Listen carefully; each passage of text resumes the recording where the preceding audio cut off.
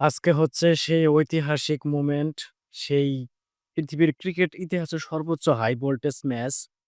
এই ম্যাচটা ঘিরে অনেক জলঘোলা, অনেক বিতর্ক, অনেক আলোচনা। যেই আলোচনার কেন্দ্রবিন্দু ছিল বাংলাদেশের কিছু পদক্ষেপ এবং বাংলাদেশের ক্রিকেটের সভাপতি বুলবুল ইসলাম, যার হাত ধরে এই ম্যাচটা হতে যাচ্ছে। যদিও তিনি অভিমান করে এই ম্যাচে অংশগ্রহণ করবেন না, এটা একটা ভালো দিক। তবে ইন্ডিয়ার দিক থেকে বুলবুল ম্যাচটাতে হয় এজন্য কাজ করছে, ফাইন। তো বুলবুল যদি এই ম্যাচে অংশগ্রহণ না করে দেখার জন্য, তাতে ইন্ডিয়ার কোনো সমস্যা হবে না বা কিছু যায় আসে না। সমস্যা নাই। আর, আর এই ম্যাচ না দেখলে বুলবুলেরও কোনো সমস্যা হবে না। এখন মেইন আলোচনায় আসি। আমরা যেমন জানি ভারত-পাকিস্তান ম্যাচ নিয়ে কতটা আলোচনা হয়। মাঠের মধ্যে, মাঠের বাইরে কত মানুষ এই ম্যাচের জন্য দোয়া করবেন। পাকিস্তানের একজন সাবেক ক্রিকেটার বাসিত আলী, উনি হচ্ছে দোয়া করছে যাতে এই ম্যাচটা নষ্ট হয়ে যায় বৃষ্টির কারণে। তার এমন দোয়ার কারণ কি আমি জানি না, বা এই নিউজটা আমি পড়িও নাই। আমার আগ্রহ জাগে নাই যে কেউ একজন পাকিস্তানের লোক চাচ্ছে যে ম্যাচটা বৃষ্টিতে নষ্ট হয়ে যাক। মানে এটা আমার আগ্রহের মধ্যে পড়ে না। এই ম্যাচের বেশ কিছু বিষয় নিয়ে কথা বলবো। ১ম এই বলি, এই ম্যাচের কাউকেই আমি ফেভারিট মনে করতেছি না। রোহিত শর্মার মতো, রোহিত শর্মা যেমন বলছেন যে তিনি কাউকেই ফেভারিট রাখছেন না। খুব ছোট, ছোট বিষয়ে ম্যাচের টার্নিং পয়েন্ট হবে এবং জয়-পরাজয় নির্ধারণ করবে। আমরা যেমন জানি ভারতের ব্যাটিং কতটা গভীরতা তাদের। তাদের ব্যাটিং গভীরতা খুবই দারুণ। টপ অর্ডারে ওয়ার্ল্ড ক্লাসের কিছু ব্যাটসম্যান আছে। মিডল অর্ডারে তাদের আছে স্থিরতা, আর লো অর্ডারে আছে পাওয়ার হিটার যেমন হার্দিক পান্ডিয়া। তেমনি পাকিস্তানের আছে মোটামুটি ভালো একটা বোলিং লাইন-আপ। যদিও আমি পাকিস্তানের বোলিং লাইন-আপে হ্যারিস রফকে মিস করতেছি। উনি থাকলে হয়তো ফর্মে থাকলে বা ম্যাচে থাকলে হয়তো ভালো কিছু হইতো। শাহিন শাহ আফ্রিদি তেমন তার নামের প্রতি সুবিচার করতে পারতেছেন না বেশ কিছুদিন ধরেই। তো এই ম্যাচের যে বিষয়গুলো টার্নিং পয়েন্ট হবে, ১ম এ হচ্ছে ১ম ৬ ওভারটাই হচ্ছে ২ দলের জন্য খুবই গুরুত্বপূর্ণ।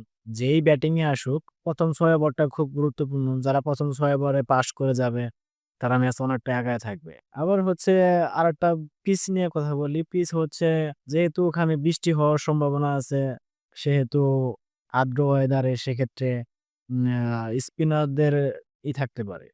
স্পিনাররা বাড়তি সুবিধা পাইতে পারে বা লো স্কোরিং ম্যাচও হইতে পারে। সেক্ষেত্রে ম্যাচটা হবে অনেকটা স্পিন নির্ভর। সেক্ষেত্রে ২ দলের স্পিনই অনেক ভালো মানের বা বিশ্বমানের।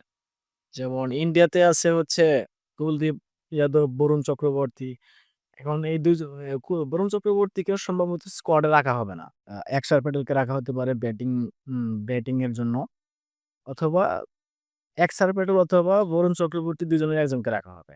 না, আপনি যদি অক্ষর প্যাটেলকে নেন সেক্ষেত্রে বরুণ চক্রবর্তীকে আপনাকে মাইনাস করতেই হবে। আবার বরুণ চক্রবর্তীকে যদি নেন সেক্ষেত্রে আপনাকে অক্ষর প্যাটেলকে মাইনাস করতে হবে। পাকিস্তানের হচ্ছে আবার স্পিনে আছে মোহাম্মদ নওয়াজ, শাদাব খান আছে, আবরার আছে, আর আছে হচ্ছে যে মিষ্টি স্পিনার ওসমান তারিক।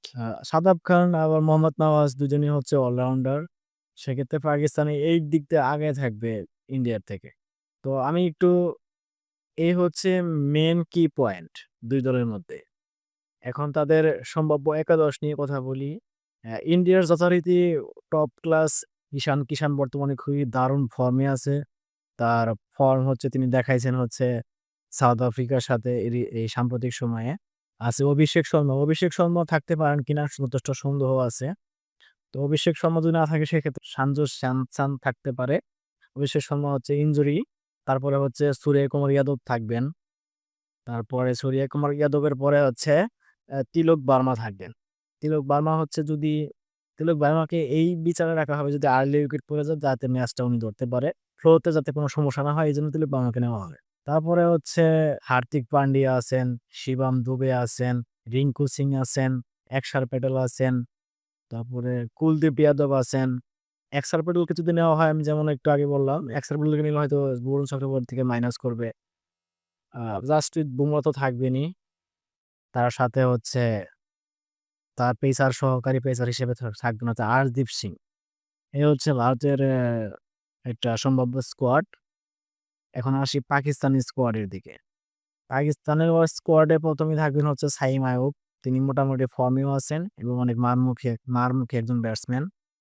সে ভালো তার ব্যাটিং ম্যাচের টার্নিং পয়েন্ট হতে পারে বা ম্যাচের মোড় ঘুরাইয়া দিতে পারে।